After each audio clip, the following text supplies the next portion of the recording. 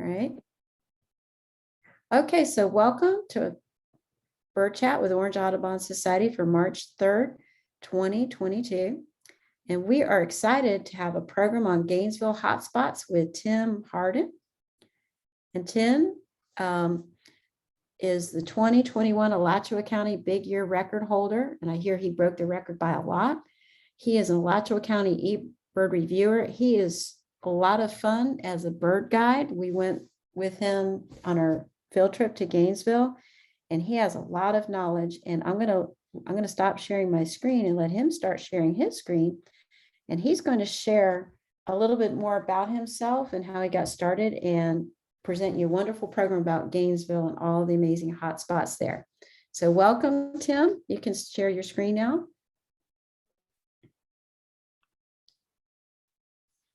While he's doing that, I want to say welcome to Alachua Audubon folks who are on to see Tim. We're happy to have you with us, and you might want to check out some of our other ones in the future. Okay, Tim, it's all yours. Awesome. Thank you so much, Kathy. And thank you so much, Deborah. And thank you everyone at Orange Audubon Society. Anyone else who's tuned in. Really grateful to have this opportunity to talk about some of the, awesome birding hotspots that, we're fortunate to have here in Alachua County. A lot of public spaces, a lot of, state parks and, just overall accessible areas of protected places where there are just an immense amount of birds here. Thank you all for this opportunity to talk about them. We're gonna, a little bit about myself. Let's see. Hello. I'm the, as Kathy mentioned, one of the eBird reviewers for Alachua County.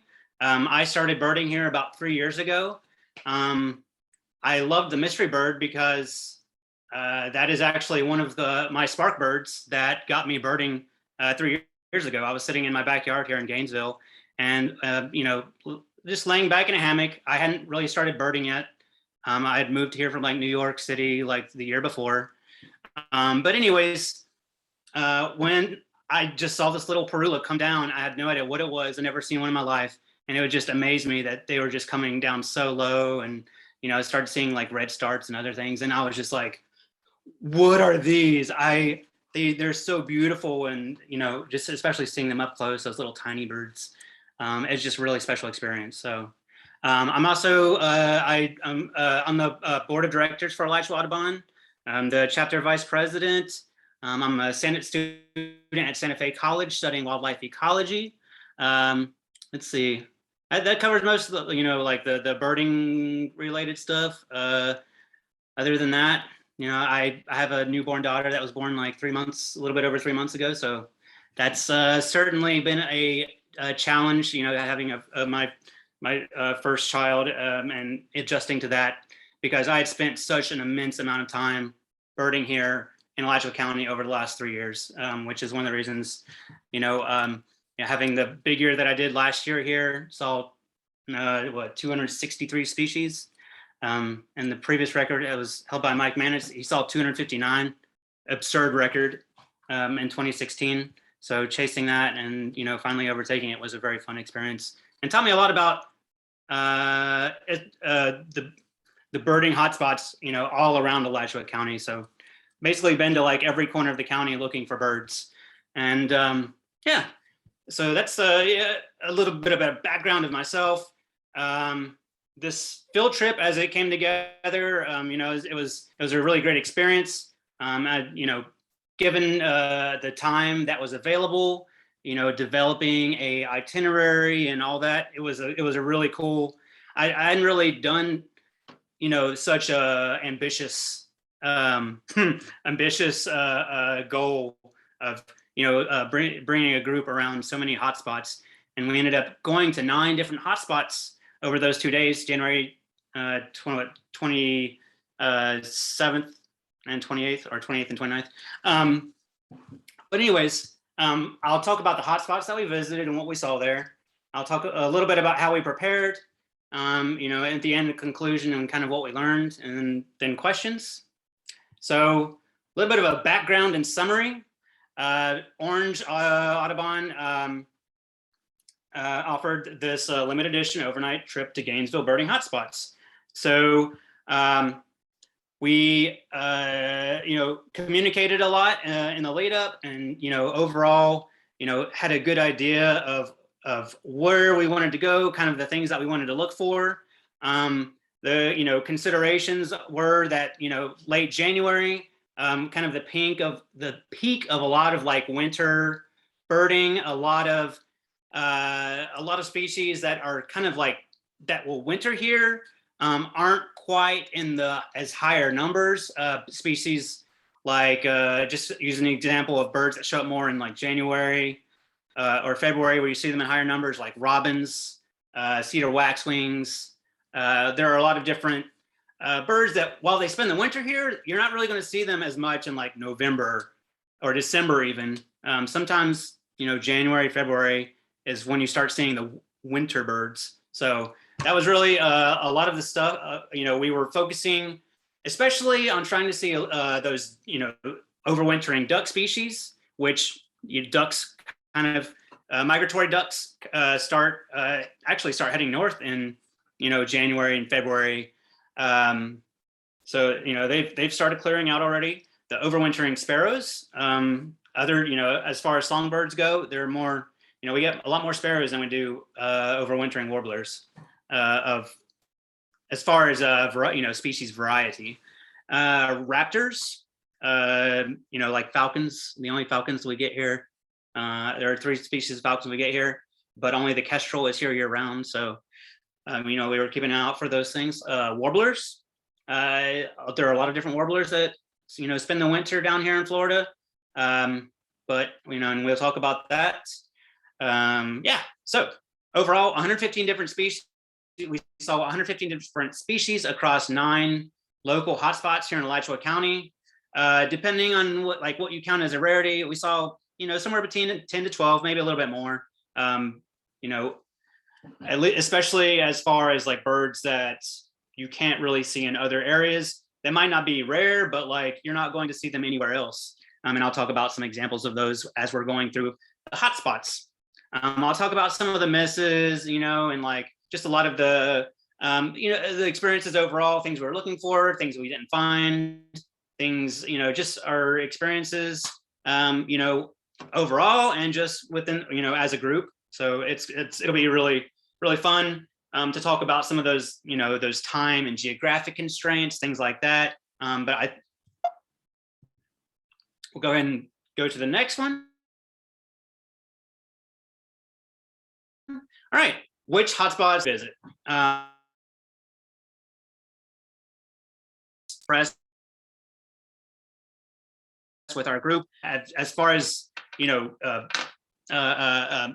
around, getting to point A to point B, out in the field. Everyone was great, and I got to say, I was completely impressed by the distances we covered.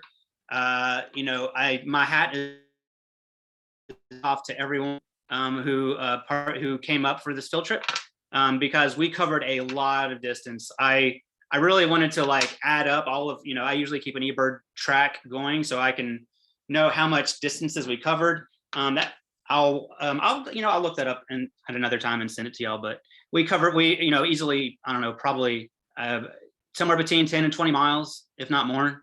But yeah, so Sweetwater Wetlands Park was our first.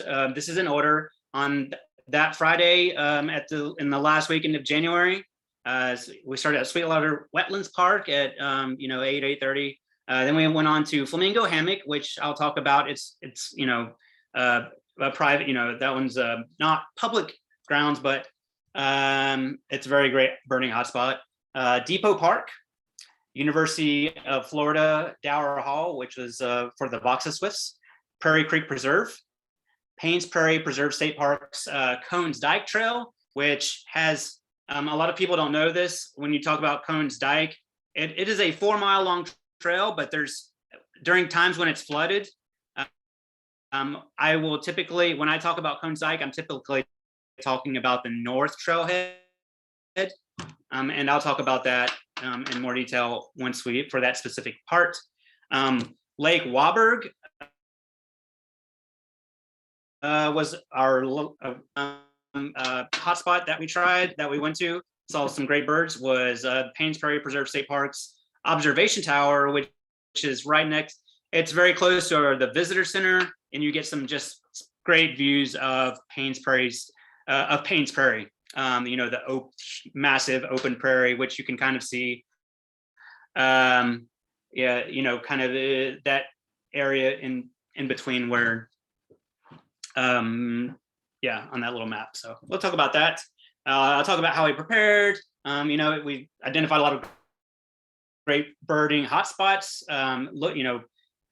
Looking scouting it out via eBird. I went to a lot of these locations and had been going to a lot of these locations all throughout the winter, just nonstop. I spent so much time in the field, which is one of the reasons I'm able to see just an absurd amount of birds, is just sheer volume of time spent.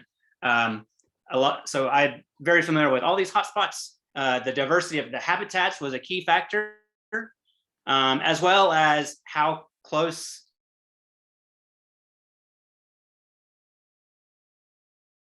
these our travel time, so that we can maximize our time in the field looking for birds. Studying up on bird identification, especially like winter birding. Whenever you go out birding, it's great to know, especially what birds you're likely to see at that time of year. And there are a lot of different tools from eBird, frequency charts and things like that. There's just a lot of resources. I can, if you want to ask some questions with that, I can tell you at the end. And Alan Shapiro. Again, hats off to everyone, at Orange Audubon who put this trip together, because it was a lot of moving pieces, and it was such a great experience. So thank you. And how, talking about preparation, having expectations of like what where we were going, and I'll talk about how that translated into the outcomes. So now for the actual hotspots, one tool that I'm going to use for this is, let's see. I want to talk about, let's see.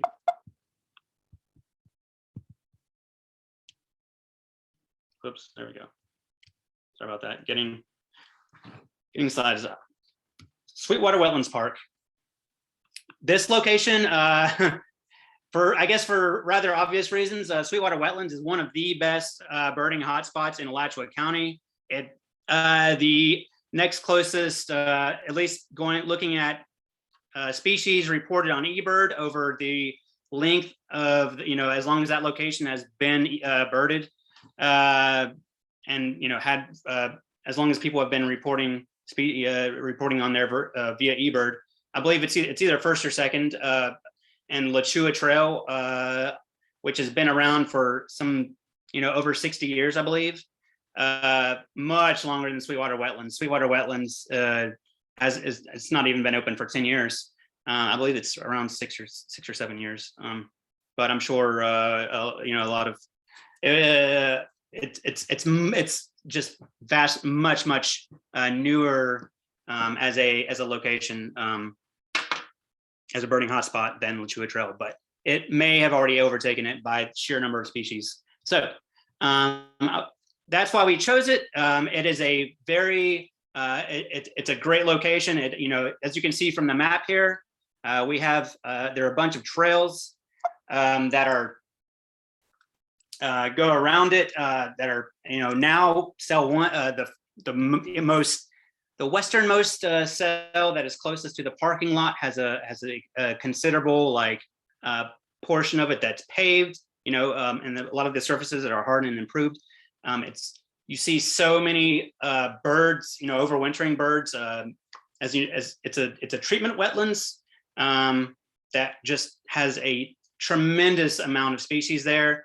On most times I go to Sweetwater Wetlands in winter, I can usually see about 70, sometimes 80 species. And going into spring, sometimes it gets, I believe there's one time I saw over 90 species at Sweetwater Wetlands over the course of one whole day, like probably 8 hours or so. But it's just, I don't think that there's anywhere around here that can compare to it as far as species diversity, because you get, while you get a lot of that open wetlands, a lot of duck species, a lot of sparrows there, a lot of things like rails, it's just hard to beat. So on this one, I wanted to, pull up our trip report, and this will kind of give you an idea, of what all these areas were. You can see we had 9 checklists for each of the 9 hotspots, 115 species overall. The first one here is Sweetwater Wetlands. We saw 72 species there. So it'll pop up right here, and this will take us and show us everything that we saw at this location. As a matter of fact, I believe I already have it open right here. There we go. Yeah, so saw a lot of ducks, as you can see, from blue-winged teal, northern shovelers, green-winged teal. There are just so many great opportunities to like have up close encounters with these birds. I mean, they're just rather, Sweetwater Wetlands gets a lot of, gets a good amount of foot traffic. So a lot of the birds are rather accustomed to the presence of humans, and they're not under pressure, obviously, from hunters, or, they're not really at risk of anything except for being predated on by mostly other birds. There are, I'm sure, occasionally there are bobcats that are very rarely, seldom seen there the entire time. Probably been at Sweetwater over 100 times. And I've only seen a bobcat once. But yeah, so we were looking for things like rails. We didn't really hear a lot of rails. We heard one king rail, that was it. And yeah, other things we saw, purple gallinules, the gray-headed swamp hens. Well, I'm sure a lot of folks are familiar with those. They're an invasive species. They are a rarity, but it's there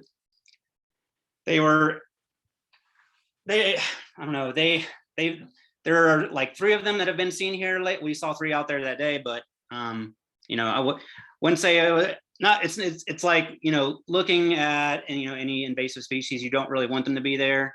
But that's hopefully not a indicator that there are going to be more.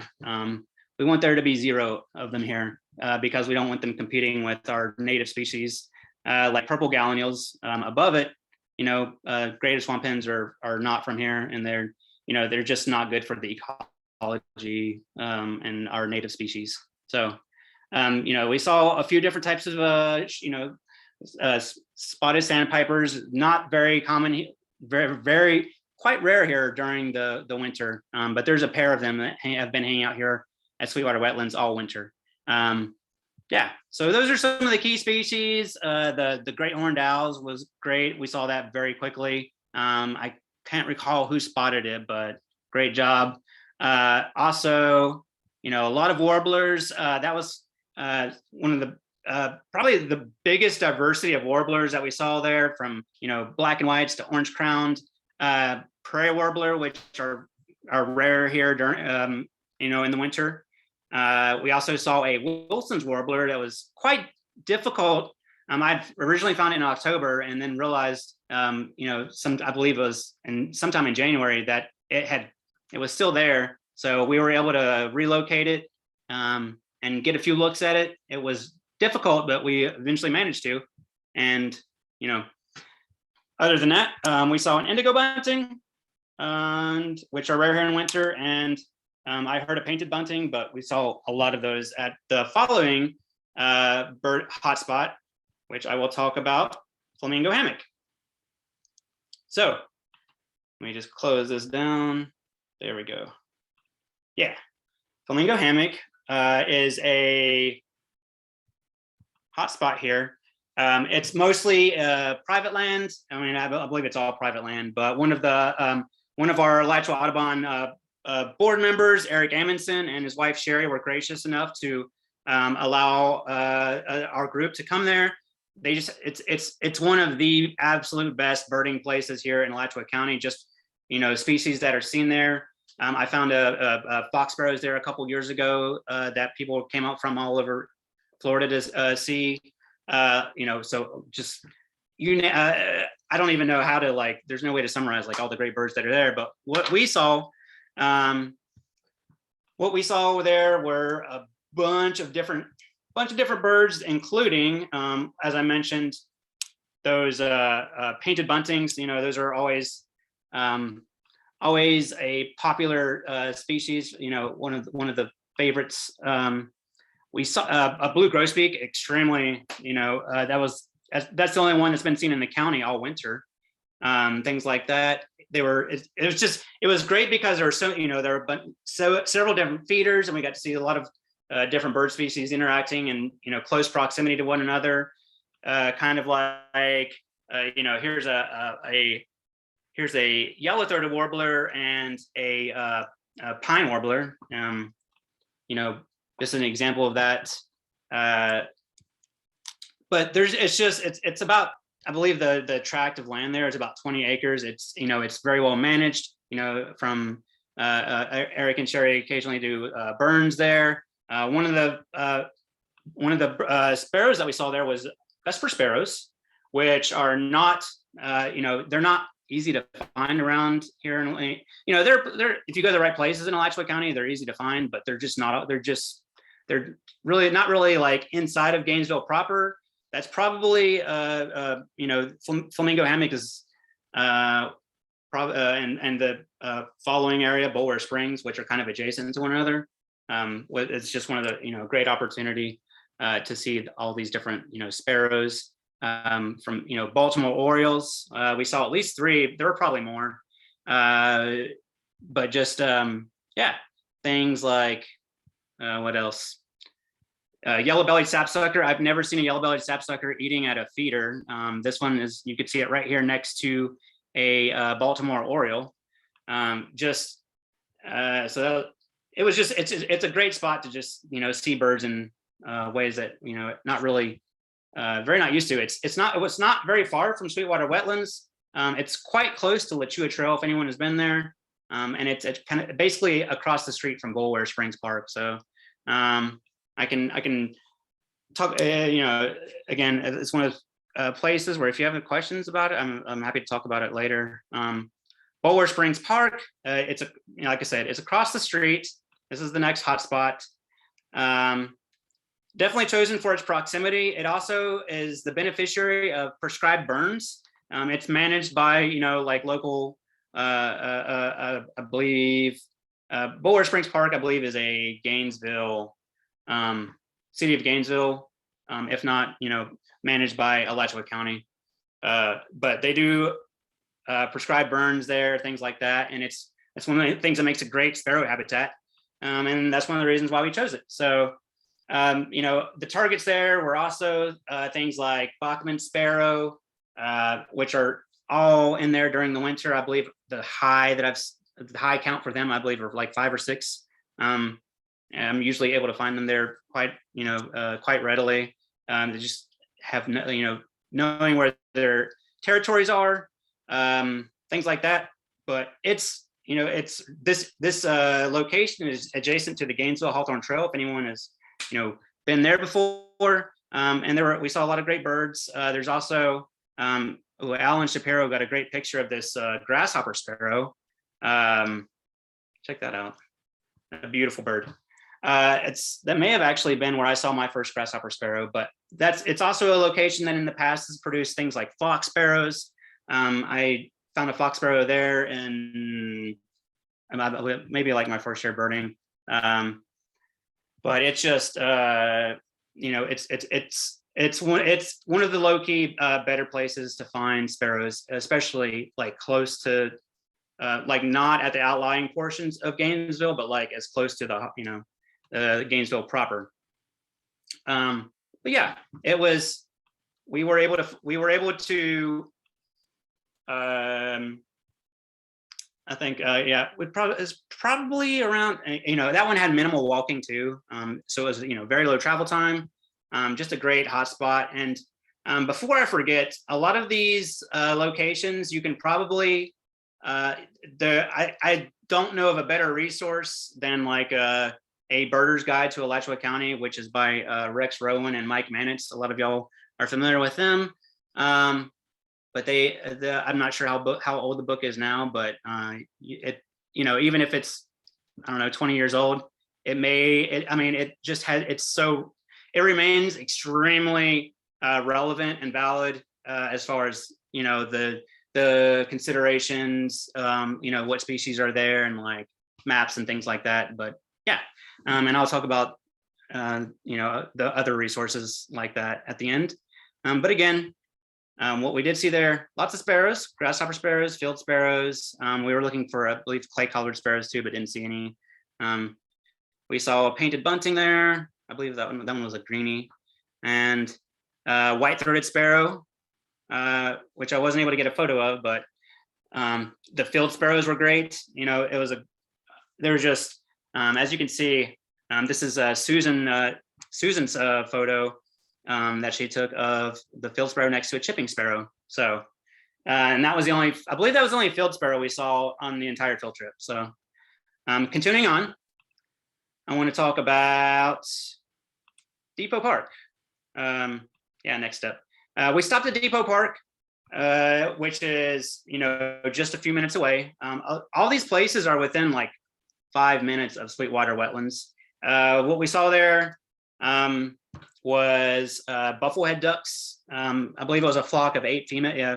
Usually there have been bufflehead at Depot Park throughout the winter, but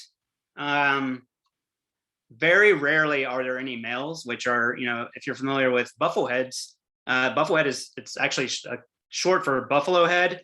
The adult males are just beautiful, have just enormous portions of white on them with this just beautiful iridescent coloration. And those occasionally there'll be bufflehead male bufflehead at Depot Park, very rarely, and usually they're on Lake Santa Fe, which is in the northeastern portion of Alachua County. It's a very deep, it's a much deeper lake with better conditions for bufflehead. But overall, it's interesting that there have been up to 10 bufflehead at Depot Park, but almost always only females. So I'm sure someone who's more knowledgeable about ducks can explain why that is. I think it's probably because the males got to be more careful and not be so close to predators. They're just very pretty, very showy, and they have a lot of white on them. They're probably easy targets for a hungry peregrine falcon. So maybe they do go and then they just get eaten. I don't know. But yeah, we also saw the only Eurasian collared dove that we saw on this trip, and the only loggerhead shrike, as well as hooded mergansers. I believe that may have also been the only time we saw them. So we stopped there for those, especially those 4 species other than pied-billed grebes. And it was quite easy to, the Eurasian collared dove was very far away. That was a challenge getting it in the scope, but it kind of flew by us, and then watched it for a minute. We watched it until it landed on wires far away. We ended that day by going to Dower Hall to see Voxus swifts. So several folks were able to get some photos. I think, let's see, these are, you can kind of see what this looks like. These Voxus swifts are a Western species that are very rarely seen, in this region. They should be, I think, I don't know, Central and South America. But there are, a few populations here in Florida. Sometimes they've been seen, they've been wintering in these 2 chimneys at Dower Hall on the University of Florida campus for several years now. They were originally located by two boys who were two boys or young men who were trying to figure out where it was. They initially eventually located the roosting spot for these swifts by, like, I believe, going to the top of the University of Florida football stadium and watching them until they descended into these chimneys, where for several years now, with the exception of a few years where they are just not present, they're typically able to be seen here, flying in at around or usually after sunset. They're not easy to they're not easy to photograph. It happens so fast a lot of the time. But yeah, that's one of that was the sole reason why we chose Dower Hall. There's not really anything other notable birds. We may have seen like some house finches, I believe, probably some mourning doves and house finches. Yeah. So yeah, moving on. That was the end of day one, and that was a lot of stuff.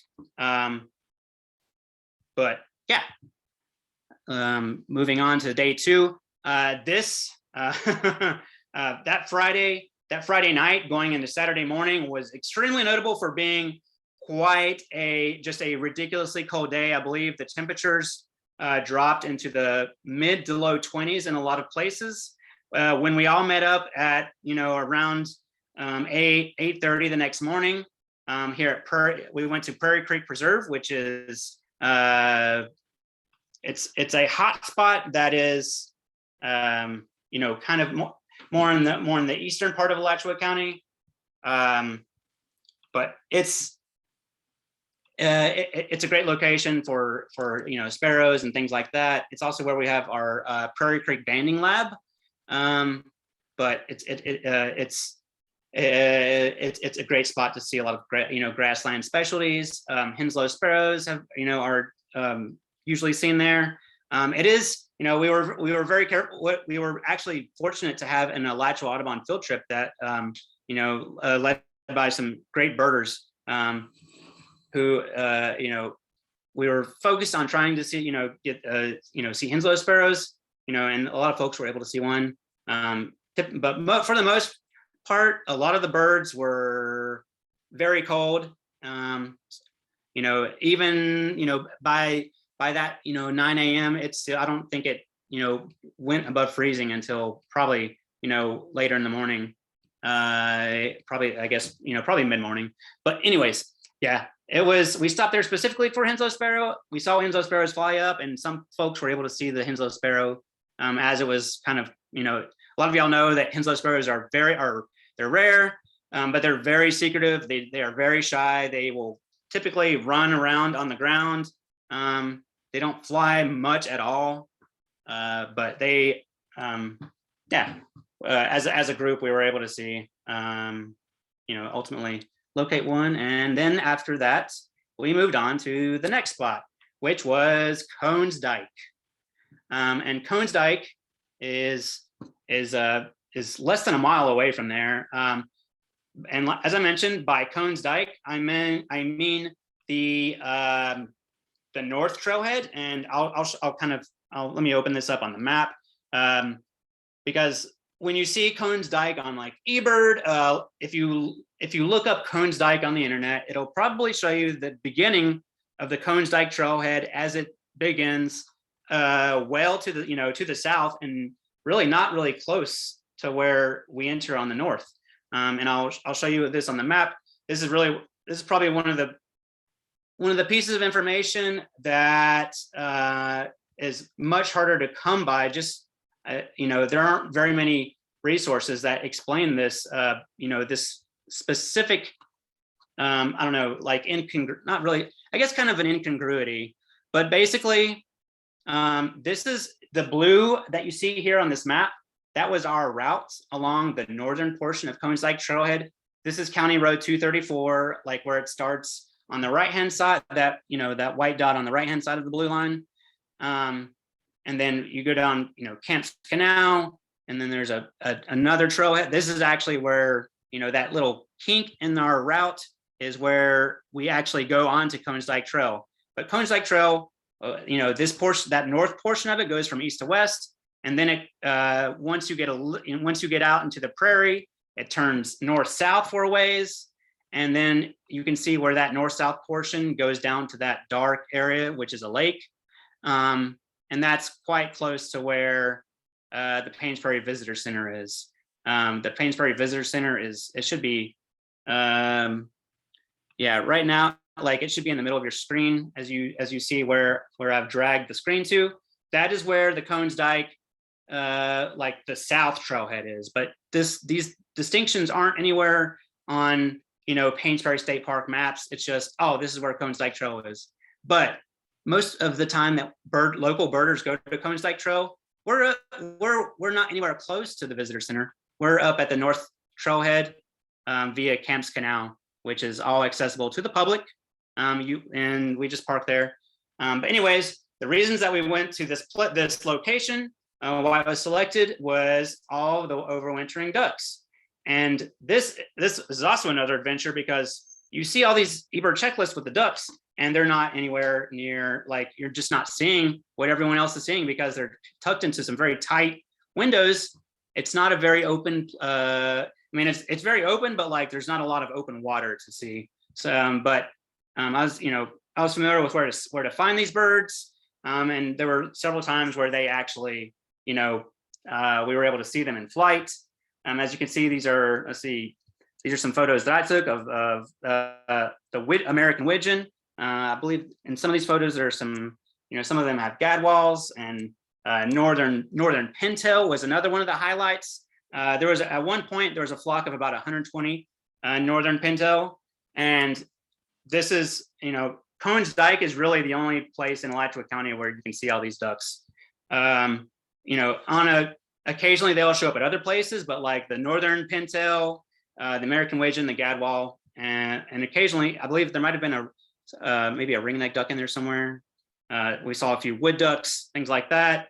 We also saw a least flycatcher, which is a rare bird. Another nesting great horned owl.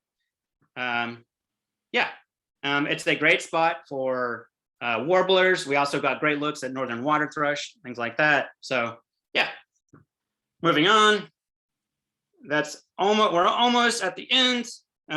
Next spot after Cones Dyke was Lake Wahlberg, where we went to see to look for a black scoter that I had found earlier in January, I believe it was. We didn't see it, but we did see some a good amount of Bonaparte gulls, which are like very small gulls. We were able to see some ruddy ducks. We were able to see things like some foresters. There was a forester's tern and other species. A lot of your typical overwintering. American white pelicans, things like that. That were feeding very close to us.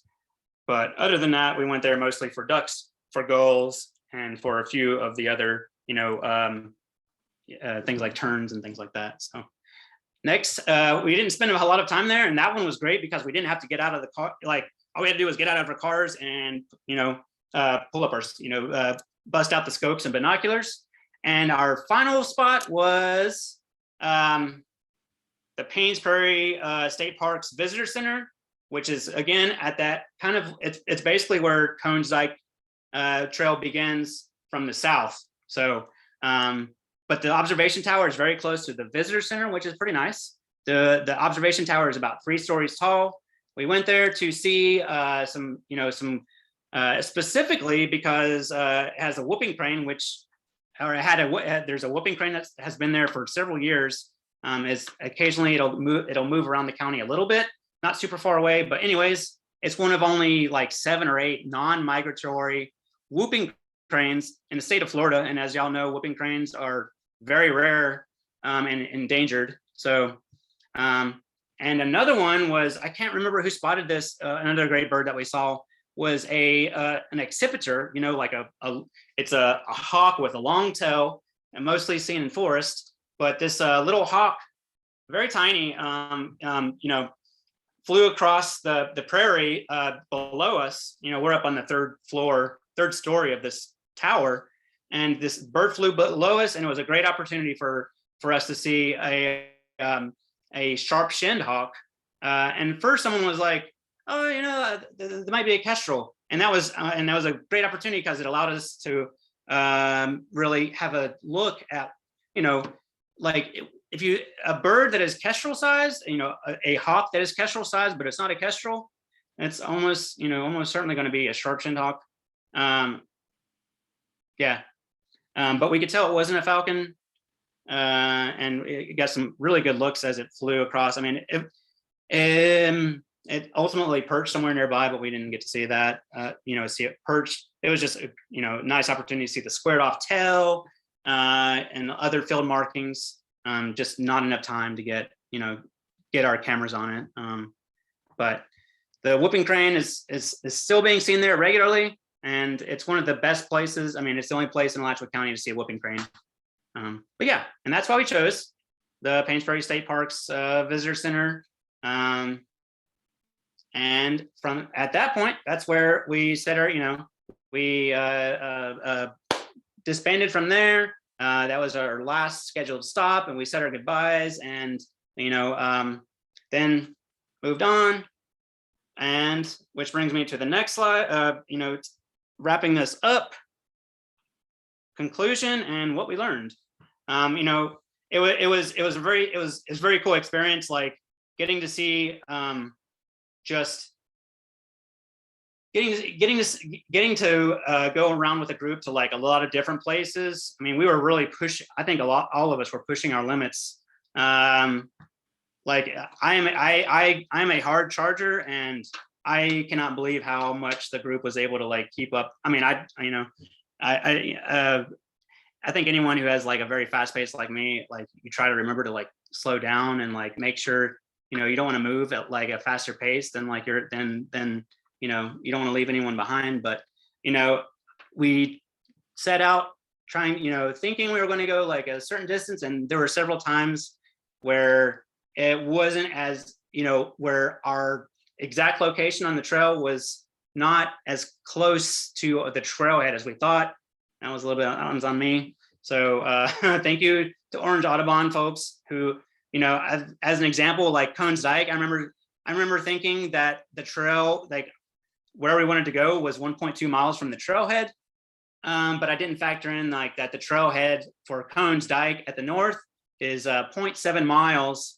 Like you have to walk 3/4 of a mile to get to the trailhead. You have to walk 3/4 of a mile on Camps Canal, which is, it's not a difficult, it's not a, the path itself is fine. It's just, we ended up going like 1.9 miles out instead of like 1.2, which I thought we were, and ended up going almost 4 miles to see the ducks and especially in consideration that we still had 2 more stops after that on the second day. It's just, it was a trial, and thank you to everyone who endured. And I was just extraordinarily impressed by the skill of all the Orange Audubon folks who came up, for folks of all ages. I remember Hayden coming up, and just Hayden really blew me away with all the, he spotted the indigo bunting like almost right away. The indigo bunting at Sweetwater, before we barely got started. And that is not an easy bird to spot. And there were just several other times. I know a lot of folks had, saw a lot of lifers, and, very happy for that.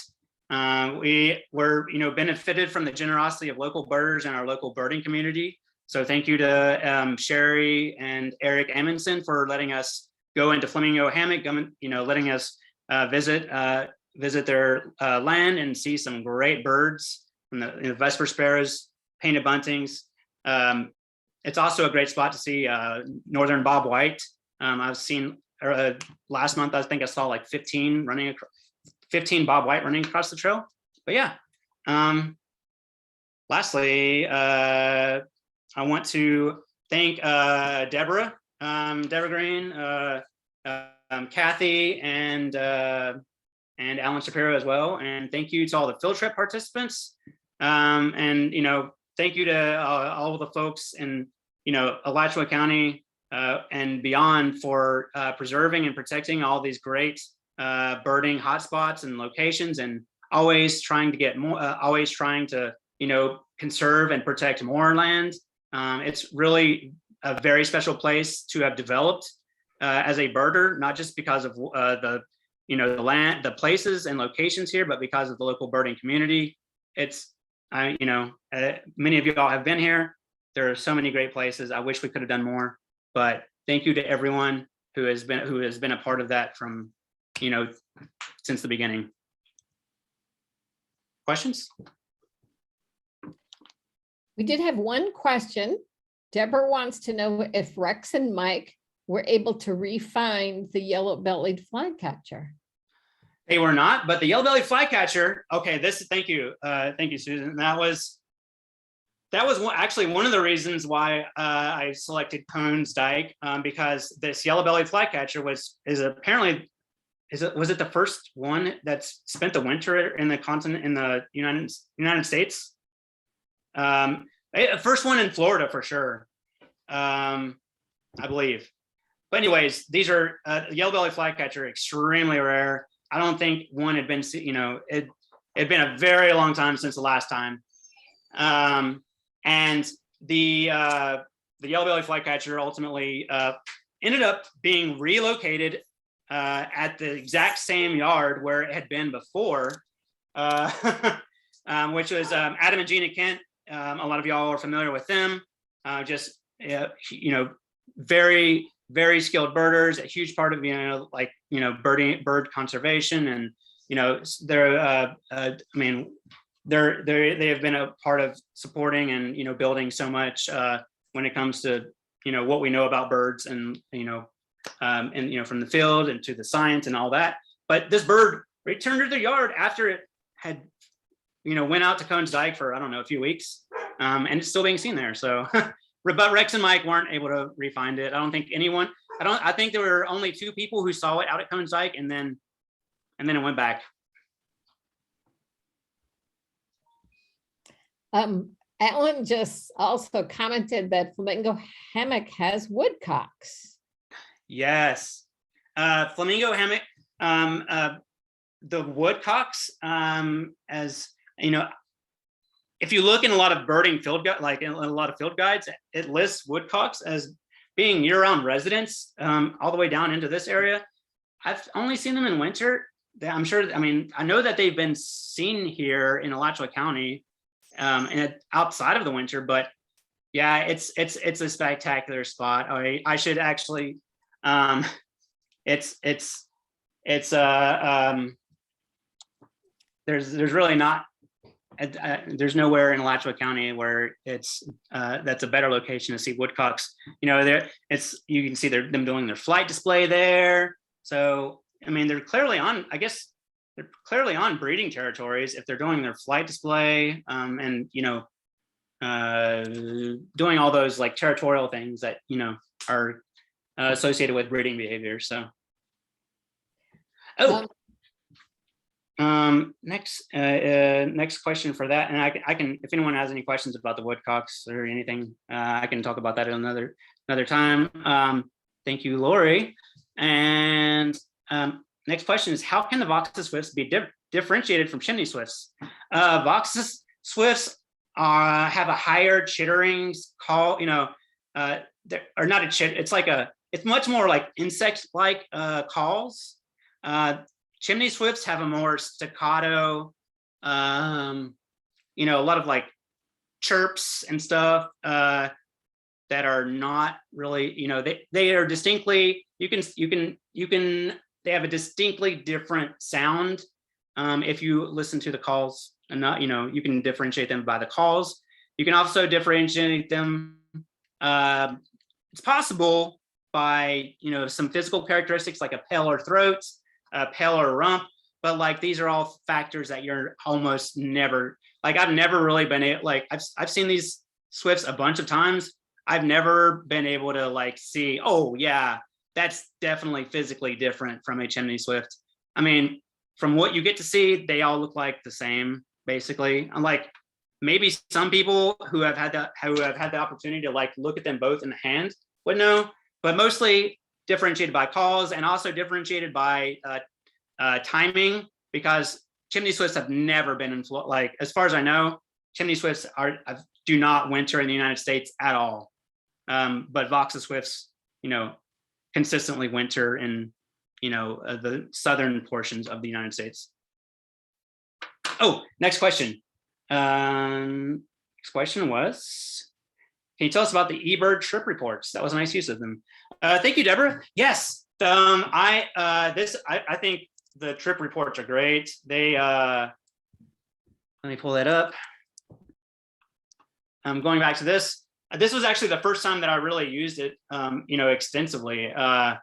As you get, I have it open up here, but you can basically, if you look on here on the screen, you get a lot of options where you can add people, you can edit the narratives. So I can, if I wanted to add a narrative, all I had to do was this, and I can just talk about, Orange Audubon, like I can talk about what we did.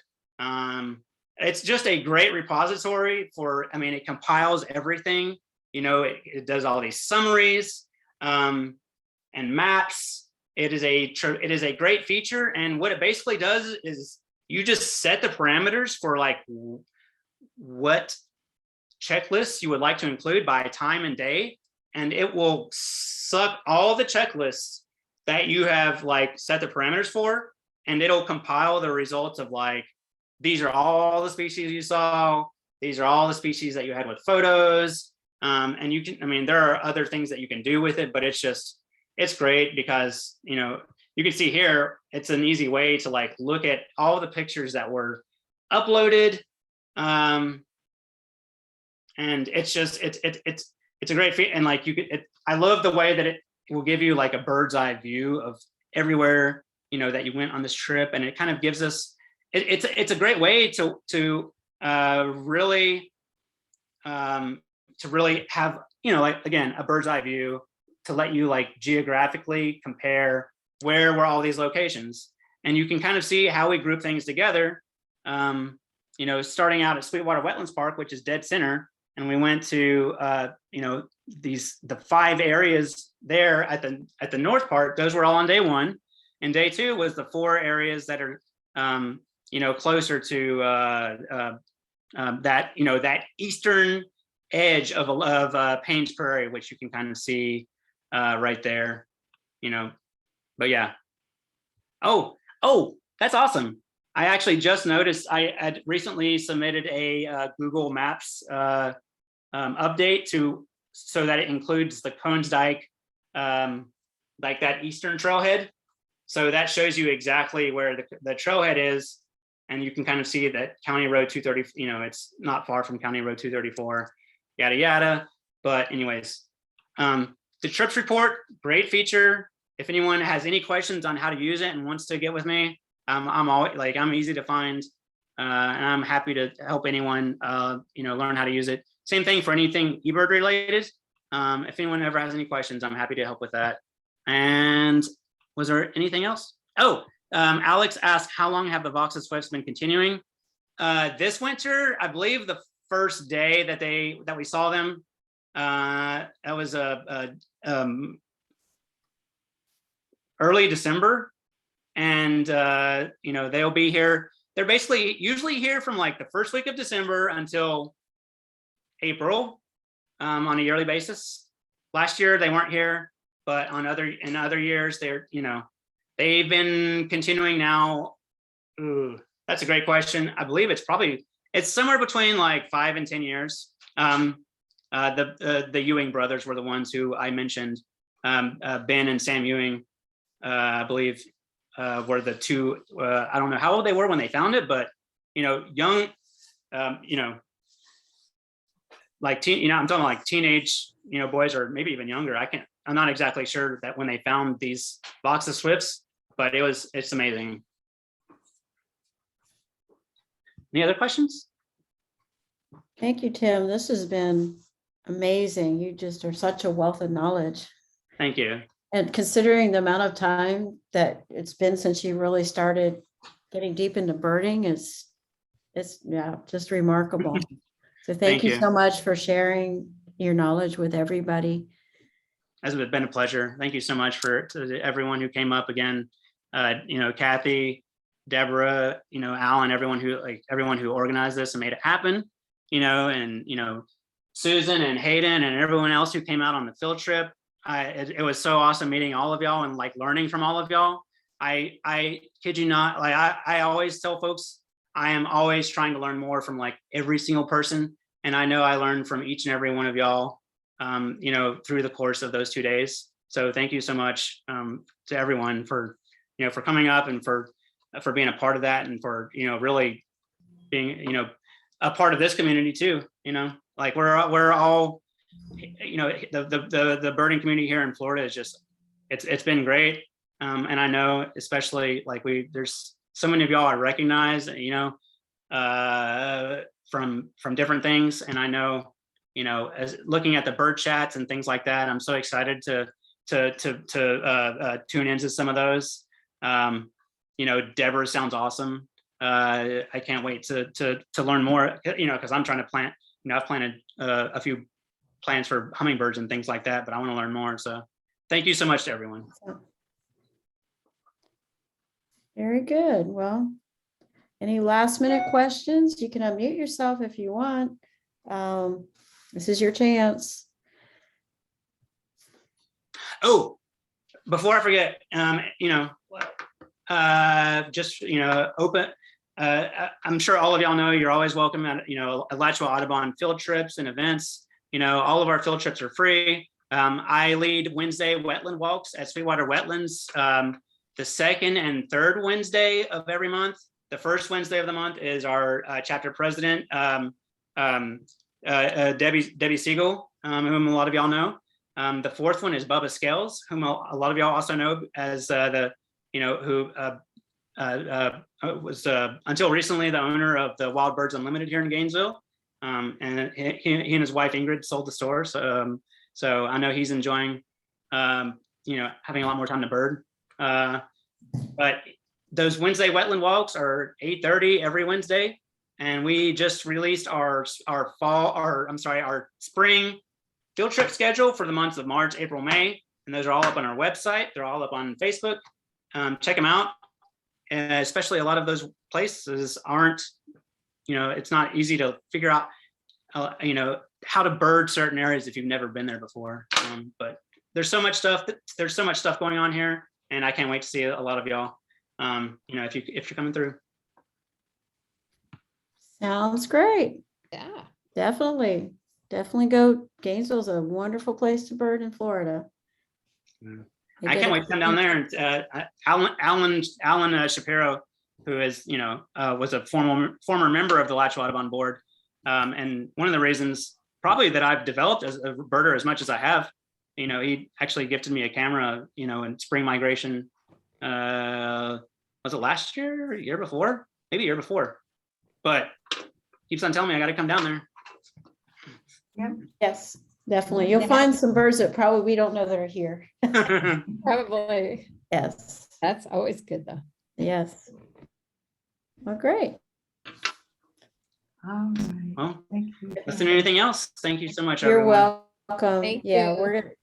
so thank you everyone for joining us. And we hope to see you next week with Tammy Martin with her presentation on Panama.